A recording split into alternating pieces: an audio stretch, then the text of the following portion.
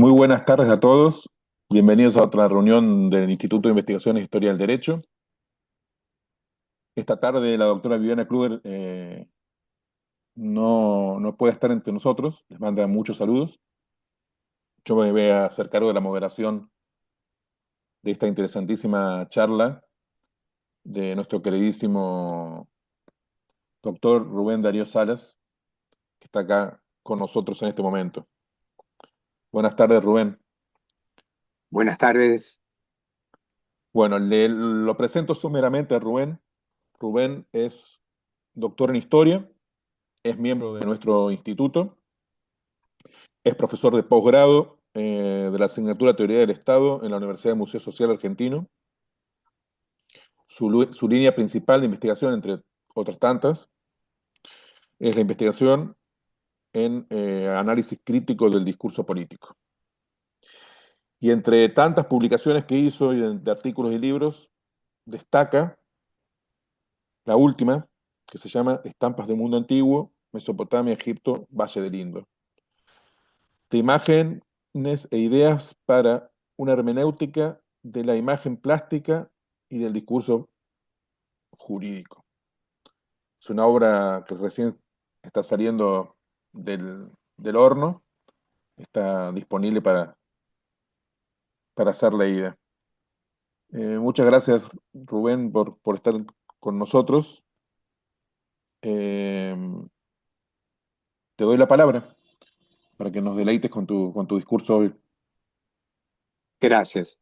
Sí, primero quería agradecerle a la doctora Viviana Kluger por su generosa convocatoria, a el licenciado Leandro Lescano por esta amable presentación, a las autoridades del instituto y de manera especial a quienes hoy están asistiendo. Eh, el título es Micropoderes y modalidades del poder en Occidente en las teorías de Michel Foucault y Byung-Chul Han. Inmediatamente al mencionar la voz poder, se impone la imagen del poder soberano. Sin embargo, esta visión descendente encubre un subsuelo, allí donde se tejen relaciones de poder menos deslumbrantes, pero más cercanas a nuestras vivencias, pues se trata de aquellas relaciones que todos vivimos en la etapa de nuestra formación básica. No responde esta trama al esquema vertical descendente del poder, pues adopta la forma de un rizoma. Se trata de las relaciones de poder, de la familia y luego de la escuela elemental. Michel Foucault denomina estas relaciones de poder silenciosas, microfísica del poder. Esta imagen nutrió la literatura desde la antigüedad hasta la modernidad, y los regímenes políticos se condujeron a imagen del modelo familiar. Si este modelo patriarcal estuvo en la base de las monarquías, adoptó otro carácter cuando la burguesía influyó decididamente en cuestiones de administración del poder político, en la conformación de la legislación y en el aparato judicial. En suma, el carácter disciplinario y de control observado en la relación maestro-alumno resulta, como en el caso familiar donde se imponen criterios de prohibición o ciertas represiones, de interés para el orden burgués, no porque le interese la organización de la familia ni la cuestión pedagógica, como tampoco el vínculo patrono-obrero en una fábrica. Le importa el conjunto de mecanismos de poder que puede replicar y en los que observa el proyecto económico y una utilidad política. De pronto, estos micropoderes, familia, escuela, fábrica, prisión, fueron colonizados por el Estado en el siglo XIX, pues la intervención en la vida, el colocarla en entredicho, define a la cultura capitalista. Es entonces estas expresiones capilares de poder disciplinario y de control se proyectaron institucionalizadas sobre el todo de la población. Los individuos sobre los que se ejerce el poder se convierten en la materia prima que posibilita perfeccionar las herramientas que los dominarán.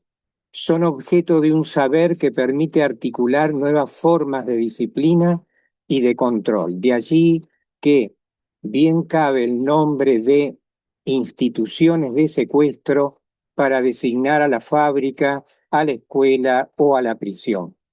Lejos de lo que puede inferirse de esta situación y sobre todo con las nuevas formas de teletrabajo u otras expresiones de la era digital, estas instituciones no buscan excluir, sino por el contrario fijar a los individuos. Se trata de un esquema de exclusión-inclusión, pues si bien el objetivo del sistema es excluir al individuo como ente descartable, su finalidad primera es secuestrarlo, fijándolo a un aparato de normalización. La escuela no excluye a los individuos, aun cuando les encierra. Los fija a un aparato de transmisión del saber. De lo que se trata es de mantener activa la máquina reproductora de un modelo de hombre en el que este ente es una cosa desechable. En resumen, entre cada punto del cuerpo social pasan relaciones de poder que constituyen el suelo en el que este poder se incardina. Para que el Estado funcione como lo hace, es necesario que haya del adulto al niño relaciones de dominación bien específicas que tienen su configuración propia y su relativa autonomía. Estamos frente a un entramado de instituciones que controlan el tiempo y el cuerpo de los individuos. Suerte de micropoder cuyo modelo es la fábrica y explica la aparición de este ente llamado hombre y, en nuestro tiempo, de la sociedad psicótica que integra. Denomina Foucault a estas nuevas modalidades poder disciplinario y poder de control. El primero remite al siglo XVII, a los principios del racionalismo cartesiano. El segundo se ofrece en su forma madura en el siglo XIX. El poder disciplinario ampliará su carácter regulatorio al compás del industrialismo y acabará por hacerse inseparable del dispositivo de seguridad y de control. La instancia que remite a la técnica del poder de control dice del quiebre de un paradigma civilizatorio en el cual la modernidad se abre como un abismo intransponible respecto de 2000 años de historia. No se trata de un cambio de grado, sino de una mudanza absoluta. Y es dentro de esta mudanza donde merece especial atención, afirma Foucault, la presencia de la familia y de la escuela. En la nueva realidad inaugurada por el industrialismo, las relaciones de poder se trastocan absolutamente, pues el capitalismo triunfante y la burguesía como clase social directora rompe con un orden natural que hacía de la familia un núcleo de decisiones dentro de la comunidad. No obstante, hay aún tensión cognitiva, vale decir, la modernidad en su momento de plenitud es una sociedad de la negatividad, ya sea de uno con otro, ya de uno contra otro, afirma el pensador surcoreano alemán Han.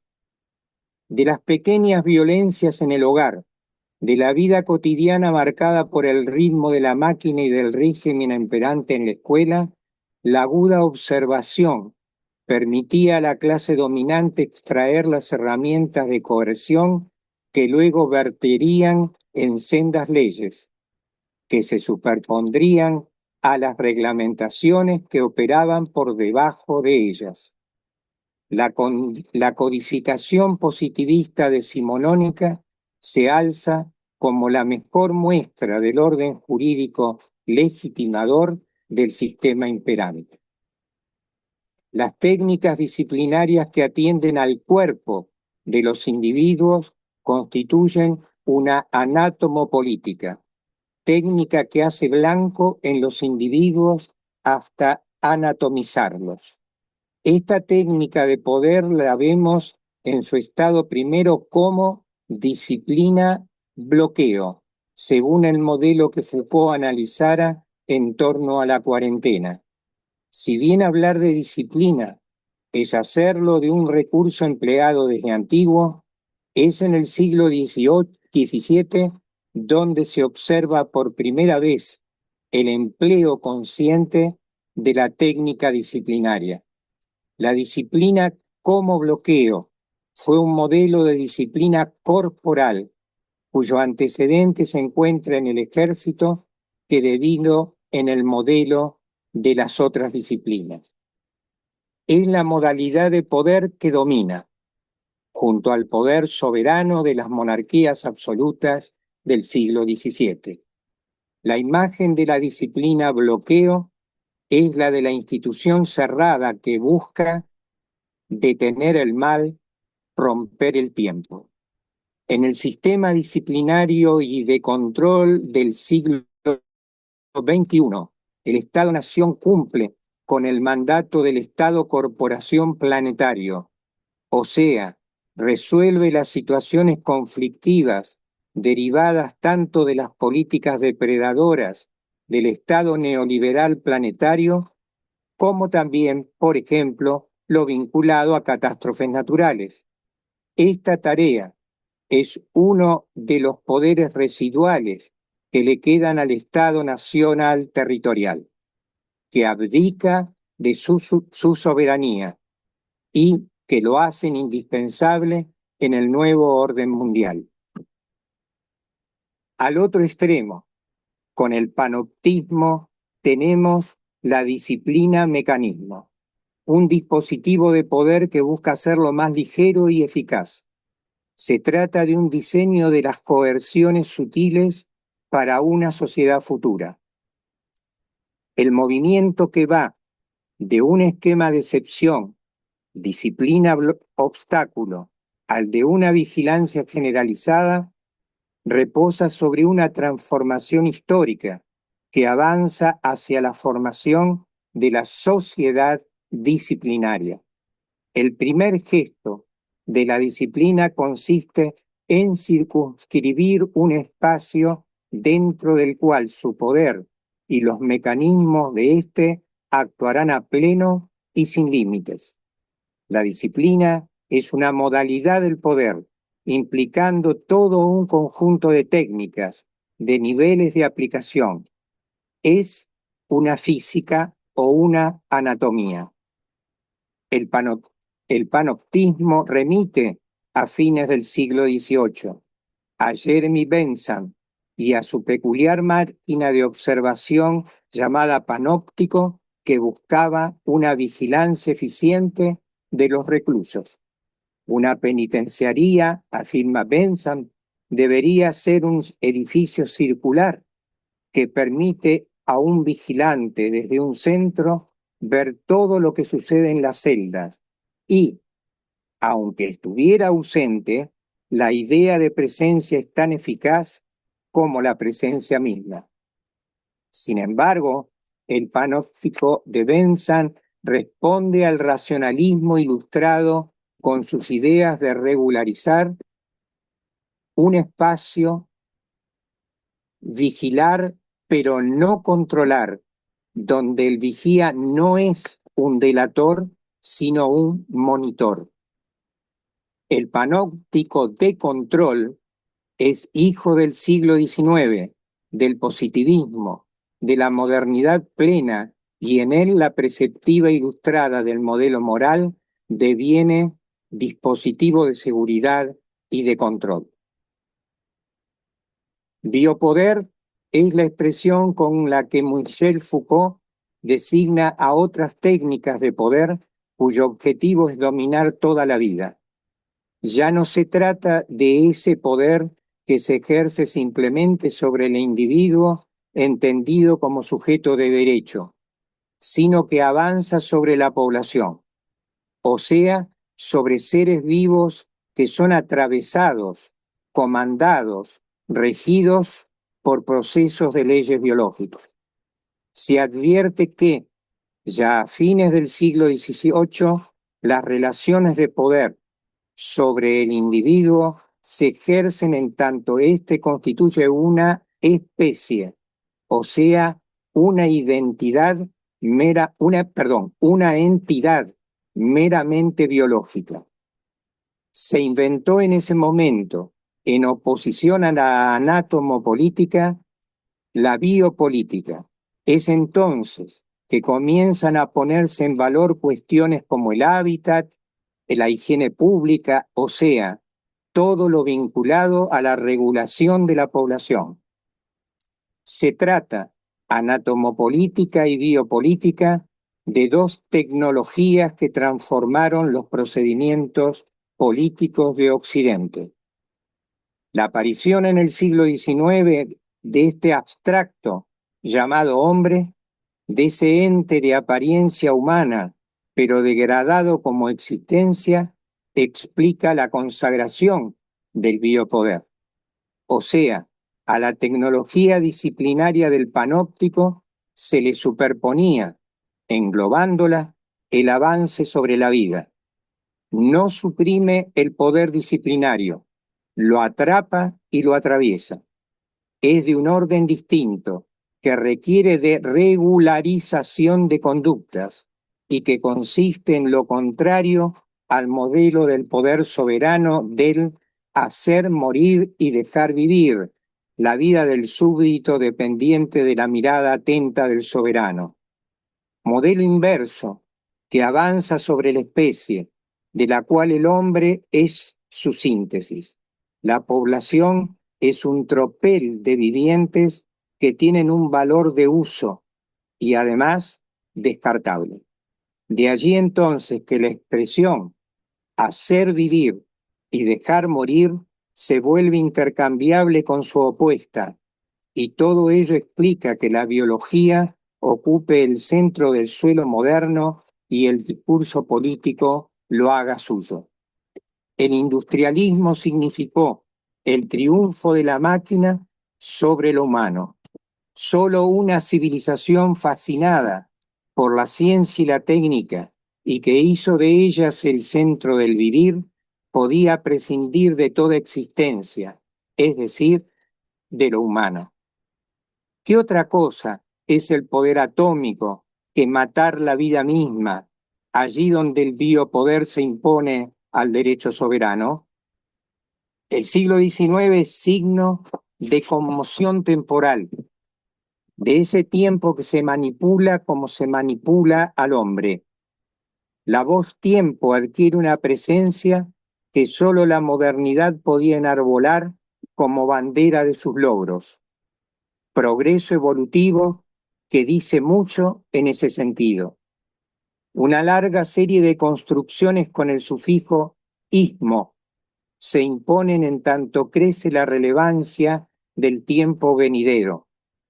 Entre estos, racismo ocupa un lugar de privilegio. En él confluía todo lo considerado superior o inferior biológico, imponiéndose a lo inferior biológico el rótulo de inferioridad moral y por tanto cabía solo marginarlo o también eliminarlo. En ese matar está la posibilidad de un progreso venturoso, alejado de la llamada barbarie, permitiendo el triunfo de una pretendida civilización.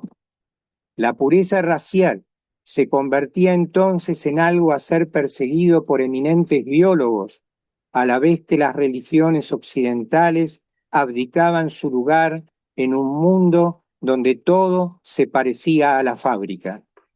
donde nada podía sobrevivir sino en términos de máquina.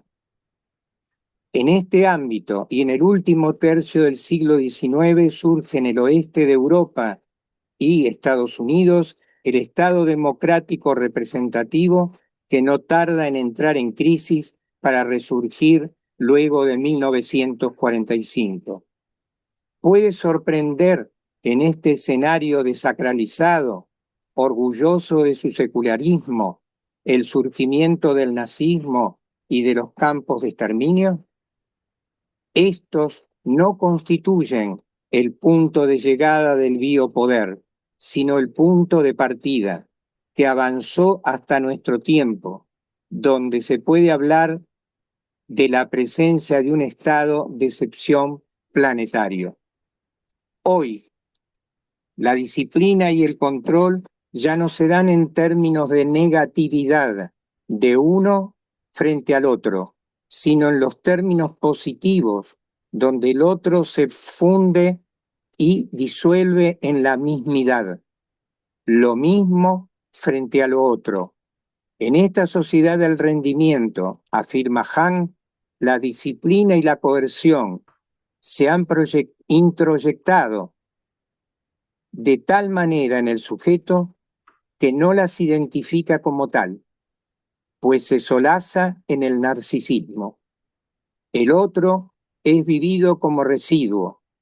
Se desemboca así, en nuestro tiempo, en un capitalismo diferente, el capitalismo de la información basado en la comunicación y la creación de redes. Ya no se trata de un vigilante al que se rehúye, sino que se procura la visibilidad a través de esas redes que hacen que estos humanos se sientan libres, sensación de libertad que asegura la dominación. Una nueva modalidad del neoliberalismo, donde la libertad sentida asegura el funcionamiento del poder. Se trata entonces de una psicopolítica. En este proceso, apunta Hahn, la democracia degenera en infocracia. El dataísmo es totalitarismo sin ideología, pues mantiene al público en la inmadurez. El discurso está equipado con el inventario de la literatura de entretenimiento. ¿Quién es en este sistema soberano? Pues, dice Hahn, quien manda sobre la información en la red. Muchas gracias. Muchas gracias, Rubén. Excelente ponencia. Vamos a abrir ahora el que quiera hacer alguna devolución, alguna consulta al doctor Salas.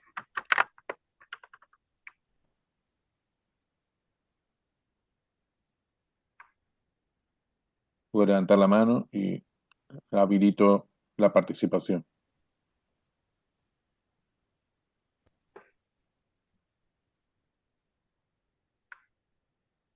Que nos dejaron sin palabras. Hola, Hola, sí, hola. Ahí Margarita. estamos. Sí, te Sí, escucho, no, no, pero no se la ve. quedamos sin palabras. Yo por lo menos quedé sin palabras. Es decir, no ha dicho nada que quienes hemos leído no supiésemos. El asunto es verlos todos juntos y reflexionar en la forma que lo hace nuestro colega. Es decir, no sé si me explico. El que estemos silenciosos no lo tomes a mal, pero nos has dejado sin palabras, por lo menos a mí. Y muchísimas gracias, ¿eh? Muchísimas gracias. No, por favor. Ahí el doctor Sotomayor te manda felicitaciones. Ahí levantó la mano. Gracias, Por favor, Augusto. gracias, gracias. No, estoy muy complacido de haber escuchado al doctor con su exposición tan precisa, tan exacta, tan clara No me queda más sino felicitarlo por esa exactitud en esos conceptos que emitió tan claros, tan oportunos. Muchas gracias. Gracias a usted.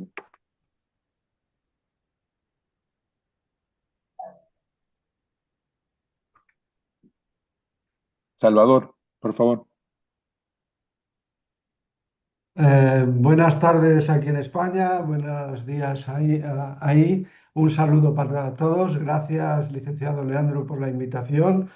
Y bueno, saludos a todos. Yo soy el licenciado en Derecho, máster en Derecho de las Administraciones Públicas y funcionario de la Administración de Justicia y soy doctorando, es decir, todavía estoy en formación para ser doctor, ¿no?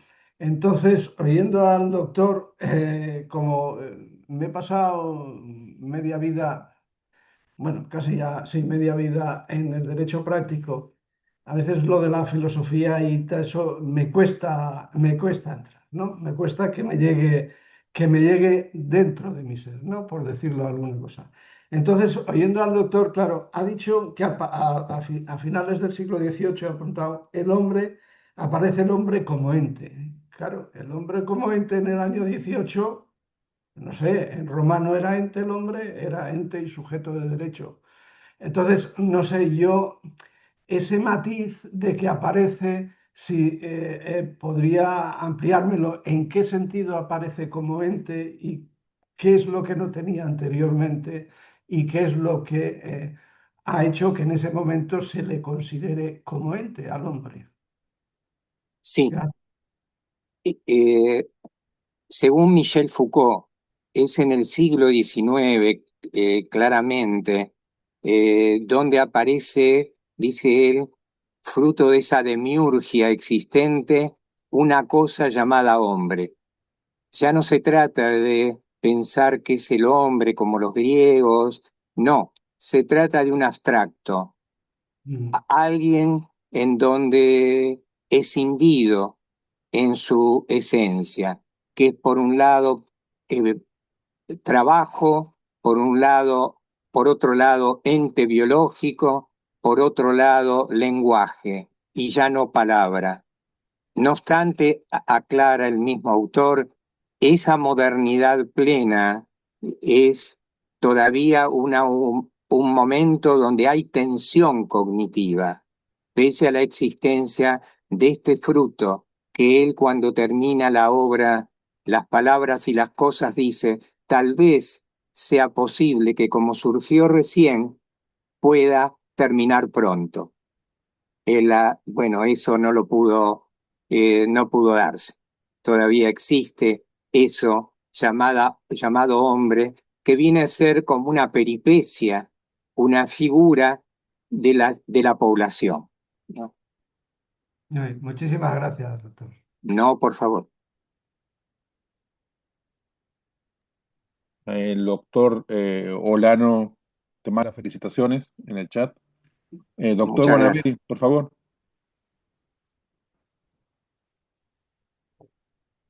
Muchas gracias, Leandro. En primer lugar, felicitar al doctor Rubén Darío Salas por su excelente exposición, muy sugerente en muchas de los elementos que has ido brindando. Y yo quería consultarte, ¿cuál es la perspectiva que ves respecto a este resquebrajamiento, como señalabas, de la soberanía en los estados-nación, ¿verdad? Porque has hecho un raconto muy bueno desde Bentham, desde lo que es el panóptico y luego la biopolítica en Foucault, y todo eso se enmarca dentro de una concepción de un Estado, nación, como monopolizando, vamos a decir, el poder punitivo.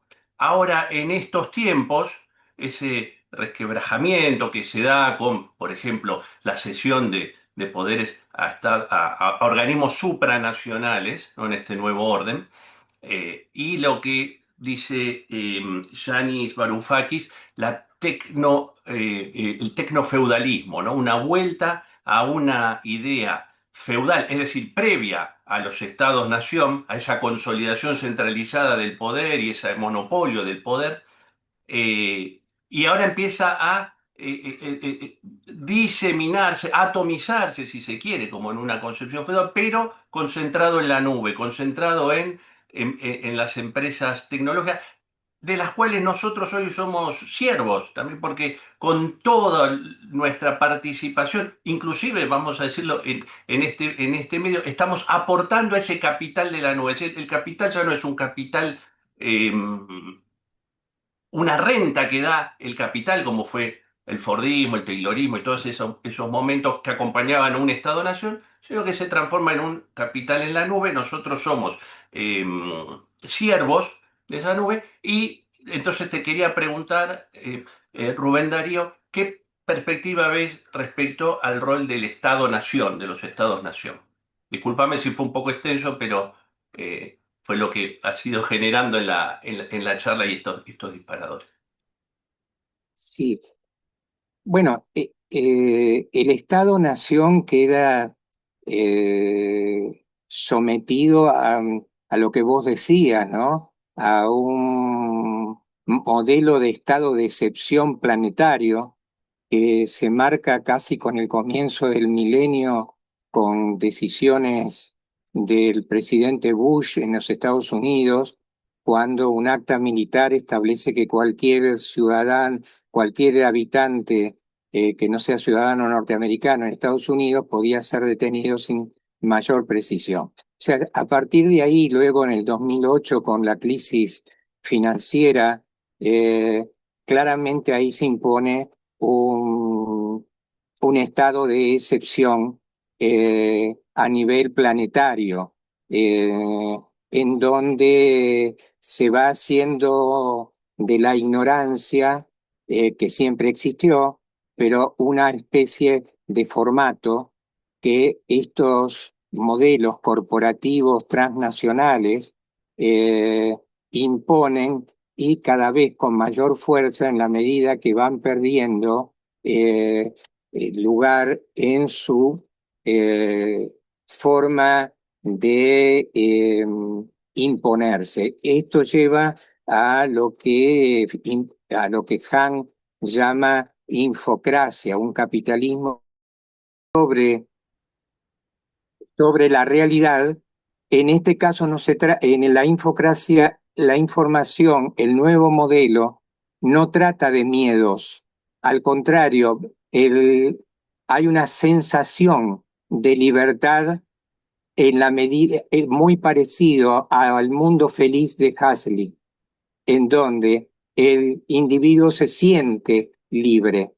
Y la mejor manera de ejercer una dominación absoluta es esa sensación de libertad. Eh, el control es total, porque sobre todo del smartphone sirve como un elemento psicográfico fundamental para captar cada momento del perfil, como en el siglo XIX-XX tenían los presos. Ahora ya se habla de perfil de la persona, ¿no? O sea, se lo va transformando en un ente manipulable, eh, que entiende, vive en un mundo que le permite realizar todo tipo de acciones, cuando en realidad lo que ha perdido es, en esencia, esa libertad. O sea, es en última instancia el hombre de que hablaba Foucault en su plenitud, ¿no? Por tanto, la verdad ya no es un elemento que es algo, es un valor, ¿no? Que resistente a la información. ¿Por qué? Porque la información opera con el tiempo corto, elimina el relato, y el humano es narración por esencia. Al eliminar el relato, queda sometido a estos procesos que derivan en lo que se denomina una infodemia en términos de Han, ¿no? No sé si contesté. Sí, sí, Perfecto. perfecto. Muy bien, muchas gracias. No, por favor. ¿Alguna intervención más?